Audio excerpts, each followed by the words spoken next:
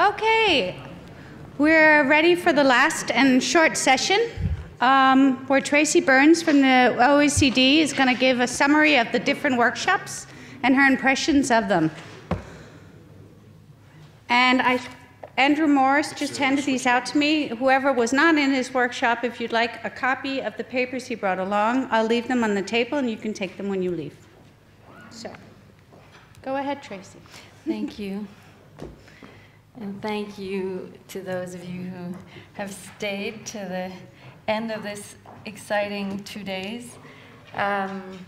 It's been a really enjoyable time. It's been a really nice time, and I've learned a lot being here. So I hope I speak for not just myself. I'm sure I don't speak just for myself when I say that. It's been a great couple of days. So I was asked to present the European landscape and the input from the workshops. And I thought the best way to do it, because I am still working on the sort of space-time continuum, so I'm not able to clone myself to go to 8 different workshops at the same time. I thought the best, I know, sorry about that.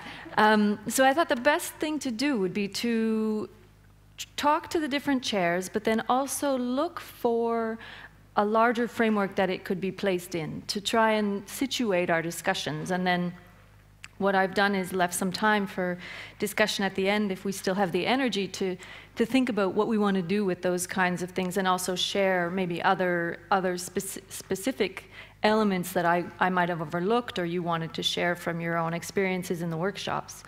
And what I thought I'd do to start us off is just to take a step back in time to some old OECD work on the topic, which is from 1995, so this is over 20 years ago. And there was a book that was published called Education, Research and Development, Trends, Issues and Developments. That's 20 years ago. Several years after that, the OECD engaged in national reviews of educational R&D and looked at the systems. Actually, a team went to different countries to look at educational R&D in New Zealand, in England, Mexico, Denmark, and Switzerland.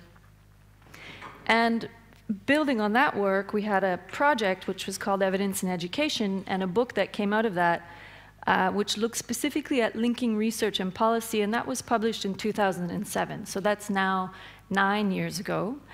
And so this was, a continuum of work, which has resulted in some general points about education, research and development, and the link between policy and practice.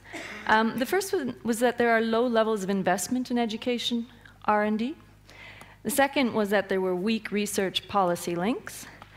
And the third, that in general, it was found that there was low system capacity for research and development, and also for linking research and policy. So part of the capacity had to do with methodology, part of it was an absence of knowledge networks and brokerage, and part of it had to do with scaling up and sustainability. So as a starting point, I wanted to say these observations come from 10 to 20 years ago. And we can maybe do a mental stake talk right now of, has any of this changed? Just sort of, I think the low levels of investment in educational R&D, at least if we think of it as public investment, that has not particularly changed. But I do think that the weak research to policy links has changed in a lot of countries. And very importantly, at the time, we didn't even have practice in that sentence. It was not something we brought up. It was an optimistic glimmer in the future, but it wasn't on the agenda. It wasn't considered particularly realistic. And we've just seen a presentation of a very realistic and very concrete initiative that makes that possible. So I think that is a piece where it's very clearly moved. In terms of system capacity on methodology, knowledge networks, and brokerage, I think that there's probably been, and we've seen many examples over the last 2 days of the different pieces of the puzzle that have been developing over time, and it's an impressive amount and a level of activity. But, and I'll argue this somewhat through the rest of my talk, this last piece, the scaling up and sustainability piece, was mentioned in 1995, in 2006, and I'll be mentioning it again today. So we're moving, and I think we have a lot of reasons to celebrate, but I do think that there's more work to be done. So if we want to think about how we might want to do it, and we separate the situation or the landscape into knowledge production from knowledge use, we have questions around revisiting models of investment in educational research and development. Who's funding the research, and for what purpose? So the old-fashioned model of government funding has very much changed. The EEF is a great example of a trust, private money, public money that's been harnessed to this purpose. But in a lot of countries, there isn't that kind of initiative. So there's still questions about who's actually funding the production of knowledge, which is incredibly important. So if it's the government, they're the one establishing research priorities. And that means that directs the way the research evolves. And of course, for what purpose? If we want to think about improving system capacity, we have to think about building monitoring and evaluation systems, building the impact of those systems, and really trying to think in a serious way how we want to use knowledge production and knowledge use as part of our policy and practice. So really connecting those two camps in a way that we have not done very formally thus far, and keeping an eye on how it's working over time.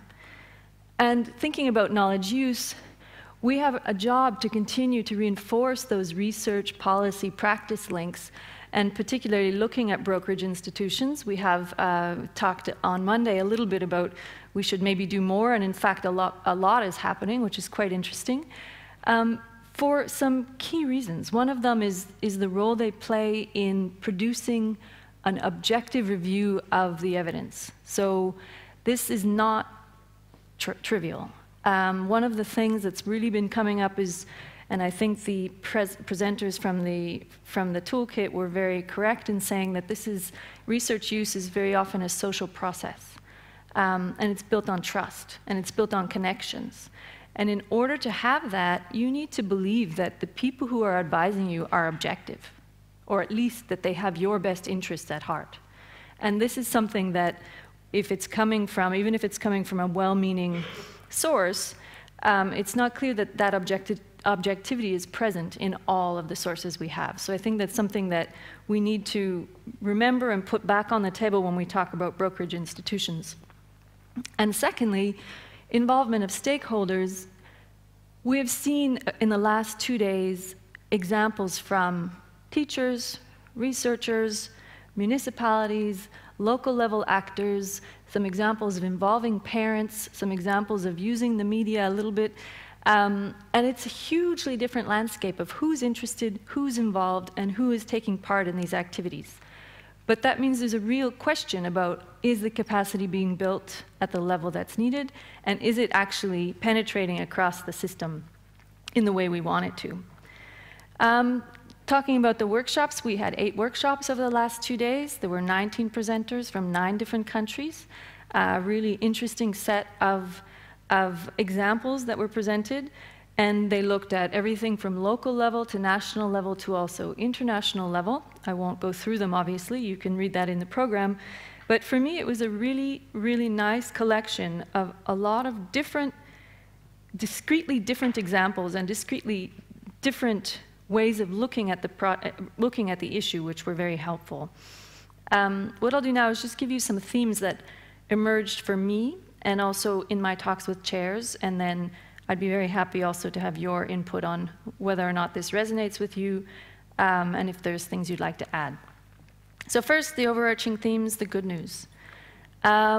This is, a meeting that we're having now. This network has been operating for several years, and the demand is there. I mean, there's no funding for the EIPPEE network, not formally.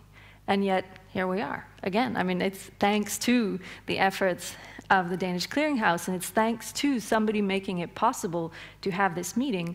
But if we look at the examples we were given from schools, from municipalities, from regions, and including regions and collections of countries, we've got a huge demand for this, both for policy and practice. The 60% of schools consult the EEF toolkit that Steve presented yesterday. I kept that slide in because the last time I did this, it was 50%. So I can give you an immediate, inadvertent update, because actually 2 years later, it's 10% more.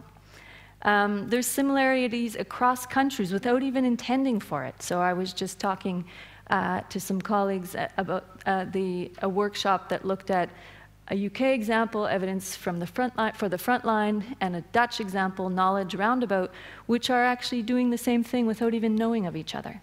And so these kinds of meetings are a way to bring people together, to learn about new initiatives and to share examples, but also to, it's proof of practice in a way that you actually sometimes end up with the same kind of initiative. In this case, it's a forum for teachers to be able to ask questions from experts and then receive the answers so that they can, while they're trying to use research knowledge, they can get help from researchers. Second good news is that there is a change. There's a change in mindset, a change in attitude. We've got multiple methods, despite the disagreement this morning. We've got multiple methodologies in the workshops. We saw everything from surveys to qualitative studies to randomized control trials to using systematic reviews. And really, there's serious work being done on integrating practitioner knowledge and research evidence. So really trying to think of an evidence ecosystem in a way that is much more developed and coherent than we had previously done. But this doesn't mean that it's a simple problem, but it's definitely on the way. There's also some interesting examples of using this kind of initiative to place issues on the policy agenda. So the example I'm thinking of is from Switzerland, where work on school dropouts, which wasn't actually, or university dropouts, sorry, wasn't actually on the policy agenda, but based on this systemic review, it was placed there because it was made clear to policymakers that this was something that they should care about. And there's some sustainability that definitely has changed. So if we look, there's examples from Norway and most of the Nordic countries where the structures and partnerships are in place to really think about driving practice with research, driving policy with research, etc. And so university schools university schools, is that what they're called, Niels? Yeah. University schools from Norway, a very interesting example, which is very similar to the one that was just presented from England, which is providing a structural form that allows the partnership and working together to take place and makes it evolve in a sustainable way.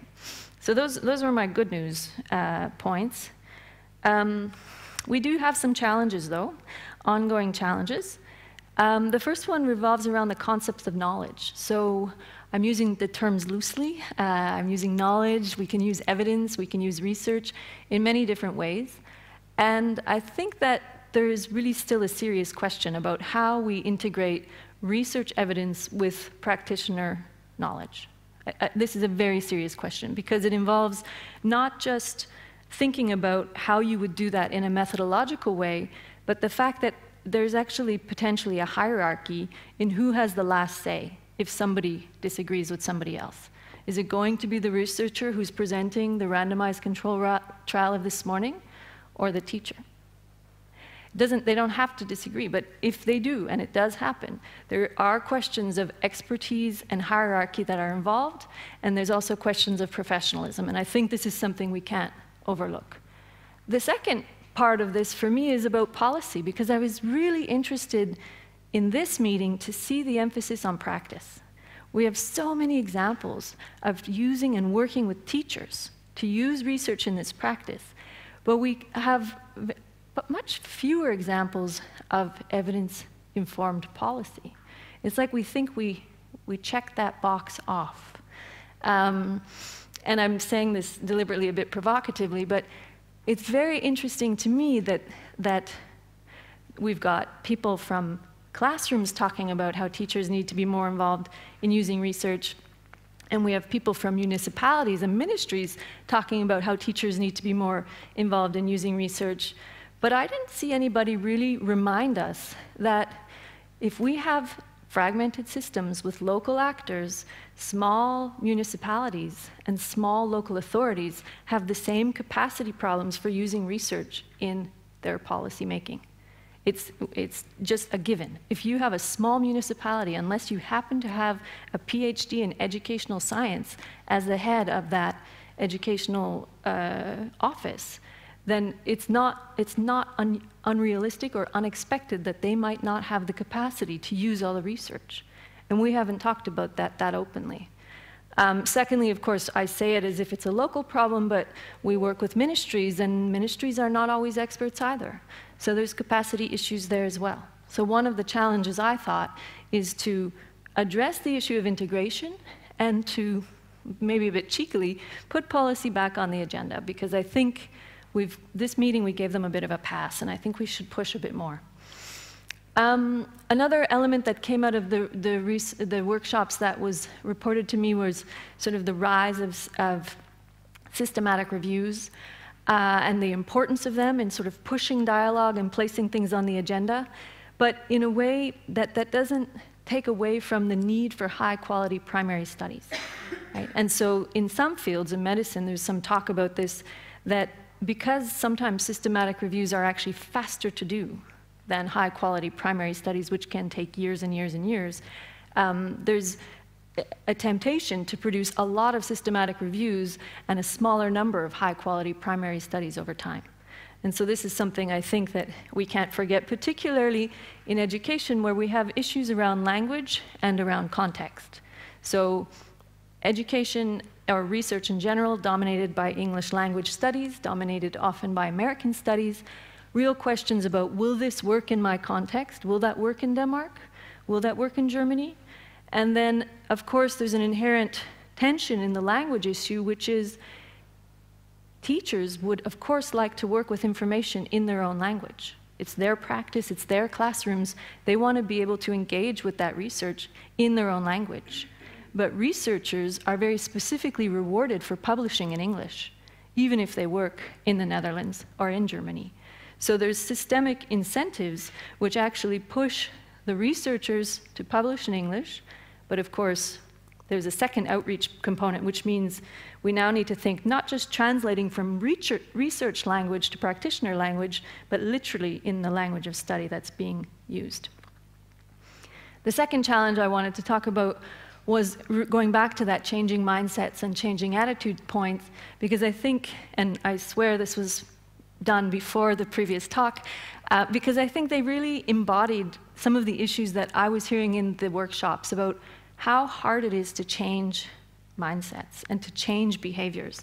So we've heard again and again in the workshop, we heard it just now, but we heard again and again the importance of the role of the individual, that one person who has the leadership capacity, who has the methodological capacity or the knowledge capacity, and the charisma and relationships who can really make a difference. And that's fantastic, you need those people.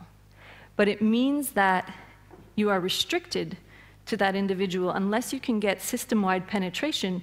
You're only as strong as that individual. So if that individual leaves their position, or if they start doing something else, then that initiative can fail. And we've seen this, we see this all the time, of course.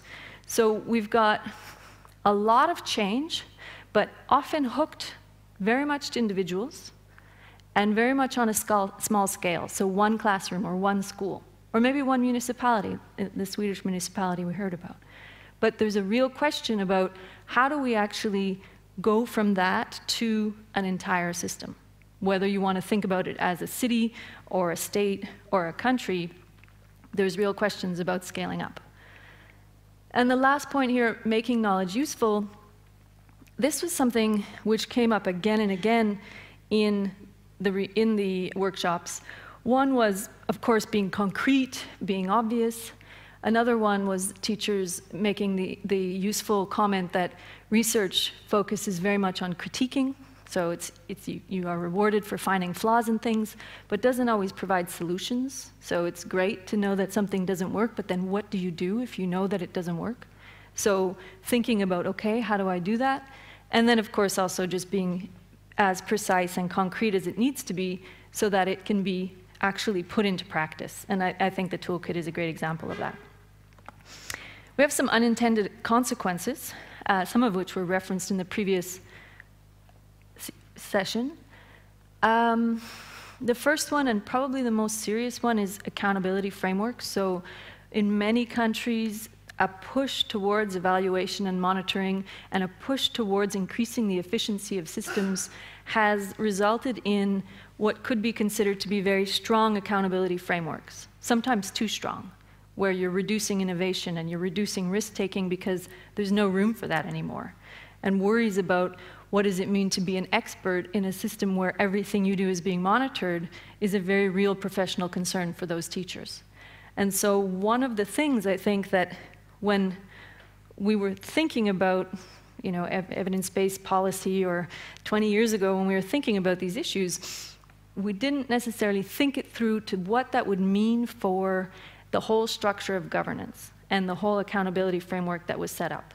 And I think that that's something, it is being revisited, but I think it's something that we need to keep an eye on. The second unintended consequence actually was directly referenced by the previous speaker, short-term vision. If you have the need to make a change now, whether it's for a political reason or a practice reason, then actually you have every incentive to do what works best right away. And we know from all kinds of research that one of the big changes when you're thinking about reform and you're thinking about trying to get something to work is that change takes time. Change takes a lot of time. What did he say this morning? 5 years, right? 5 years, our Norwegian professor said. Some other estimates are 8 years for real change to happen in the classroom and in systems. And so if you've got a short-term vision where you need something to happen by tomorrow, for political purposes or not, then that's extremely at odds with each other. Similarly, reductionist thinking and buzzwords, for a while, everything was evidence-based. Evidence-based this, you thought you could buy evidence-based milk at the store. It was just something that everybody was talking about, but it wasn't clear that there was an agreement on what that term meant. And I think that's still true. I think it's less true than it used to be. I think there's actually more serious understanding of what it might mean, or acknowledging that there's different forms of evidence. But I think the temptation to look for that magic solution, that we will find an answer and we'll just put it in place and all of our questions will be answered, is still there. And that's human nature. But I think that it's something we have to watch for. And of course, an evidence backlash. This is something Solveig talked about in Norway. We see it in many places, not least recent political events. And it's something that this is, I think, both a compliment and an unintended consequence. There is, in some quarters, a disdain for expertise, a dislike of evidence. Don't tell me what to do. I know what should happen. And this is something that, as the culture grows more and as mindsets change more, there's more likely to be a backlash. So it's in a way an inadvertent compliment, because I think it reflects the fact that it's now so important that people are starting to take it very seriously and they feel more threatened. So I'll put it as an unintended consequence. We can think of it as flattery, but I don't think we should ignore it, because I don't think it's going to go away very quickly. So last element is next steps and the hard problems. I have 3. Probably pretty obvious based on what I've been saying, but the scaling up piece. So how do you move from a case or an example of good practice to a system level in a serious way? So how do you actually transfer individual excellence to large-scale change? And the examples given by Alex just now about the role of teachers, etc., I think that's incredibly important. But I think we should also be careful about where the responsibility is placed.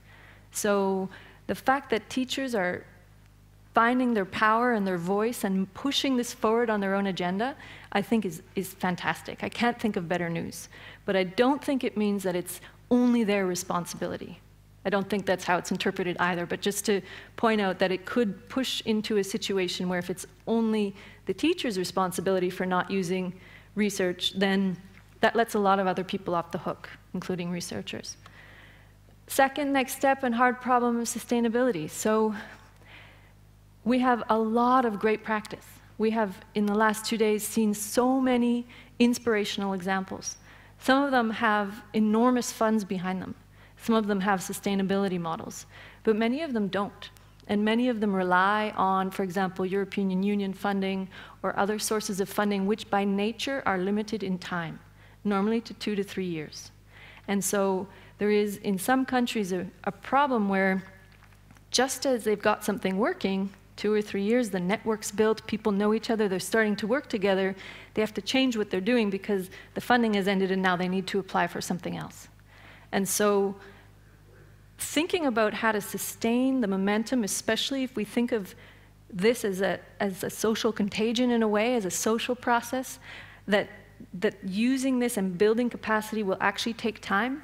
The sustainability piece is what is going to be needed to scale up and what is going to be needed to keep it going over time. And I'm not sure that we have very many good models for how to do that across all the ways, all the different pieces of the system that we've seen. And it would be wonderful to get, you know, an endowment of however many $1 million or $1 billion they got. But that's a very unique example.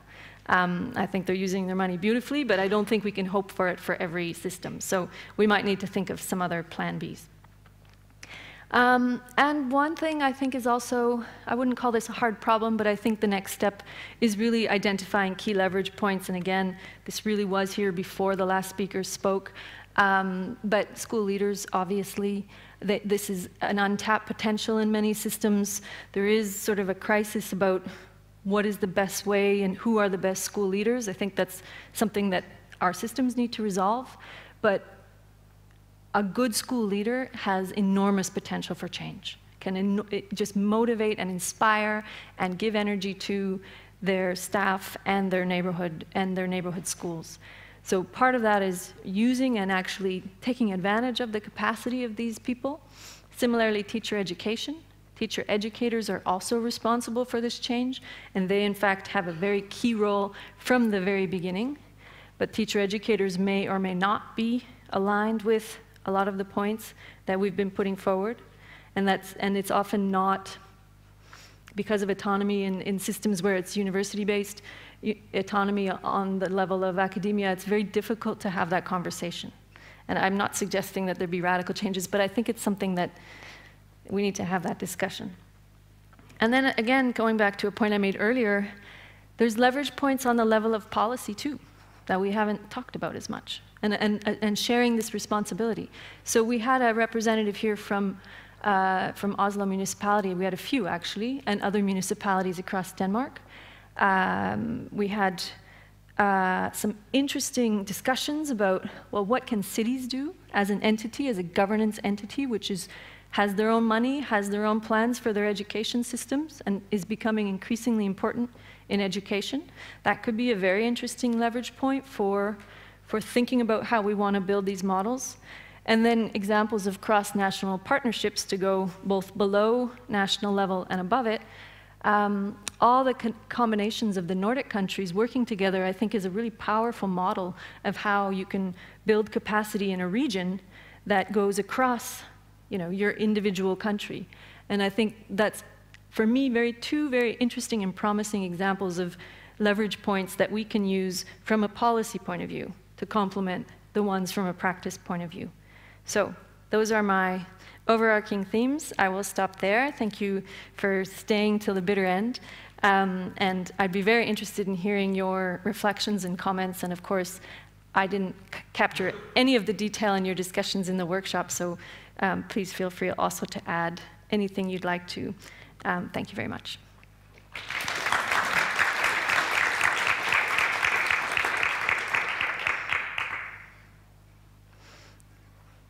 I don't know if there are questions, or Andrew has a question. Can you yell loudly, Andrew? Yeah, shout. Yeah, I was a teacher. I thought that was a fantastic effort, Tracey. Really more than the sum of the parts of what we've done. And here's a suggestion. This network has been very good at producing cases. Mostly, well, not mostly small scale. We've heard some large scale things too. How about the future agenda for this network is to address your four hard points at the end, as it were. In other words, can we discuss and debate productively in future, not just one case after another, but some of these emerging issues which transcend all the cases. Things like leverage points. I mean, could we not look at all our different cases of different things that worked and not worked? Try to identify leverage points, for example. There, an agenda for our future. For our next meeting. Indeed. Indeed. Excellent. Thank you. Other comments or?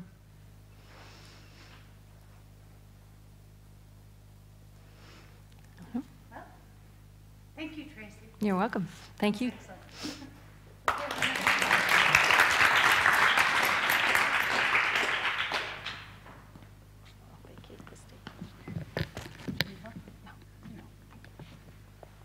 All right. I, of course, was about to say a lot of what Tracey's already told you, so I won't sum up again, but I think it's right that these points are very good and something we should work on within the EIPPEE network, and also to repeat again that we're always happy to have new members. Then I would like to thank you for coming to Copenhagen. I think it's been a real success, and I've been very pleased with that. Also, the audience has been very good to participate in discussions and also bring new perspectives, something that I've greatly appreciated. So finally, I wish you a very good trip home for those of you who are traveling, and, well, all of you are traveling in some form. And I would also like to remind you, please, to fill out the evaluation form and leave it at the table down there. So thank you very much, and we look forward to seeing you all at the next EIPPEE conference.